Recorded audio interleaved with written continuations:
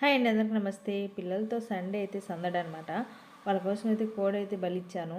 ఇంక పొద్దున్నే చికెన్ పకోడా రసం చేసుకొని మిరియాలతోటి తినేసాము. ఇంక సాయంత్రం 3 గంటలకి బిర్యానీ చేద్దామని ప్రిపేర్ చేసాము. 2 కేజీలకి చికెన్ అనమాట.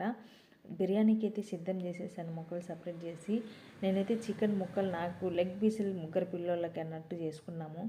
కానీ నన్ను కూడా టేస్ట్ చేయమని మా పెద్ద బిడ్డ అడిగింది. తన కోసం అయితే ఇద్దరు పోటీ పడ్డారు అక్క చెల్లెలు. నాది టేస్ట్ చేయి, నాది టేస్ట్ చేయి. మొత్తానికి అయితే తినేసాక బిర్యానీకి అయితే మళ్ళీ పొయ్యి మీద కడాయి పెట్టేసి కడాయిలో అయితే చేసేసాను బిర్యానీ. అన్నం ఒక పక్క కూర ఒక పక్క వండేసి కూరను మాత్రం సపరేట్ గిన్నెలోకి తీసుకొని అన్నం ఒక లేయర్ కూర ఒక లేయర్ వేసి పెనంలోనే గట్టిగా మూత పెట్టేసి బిర్యానీ అయితే కంప్లీట్ చేసేసి మొత్తం కిందికి మిందికి కలిపేసి ఇద్దరికి ముగ్గురికి నలుగురికి అందరికి వడ్డించుకొని మొత్తం ఖాళీ చేసేసాము. సూపర్ అంటే నిజంగా చాలా టేస్టీగా ఉంది. ప్లీజ్ సబ్స్క్రైబ్ చేసి లైక్ చేసి షేర్ చేయండి. గోరింటకి అయితే బల్ల వండి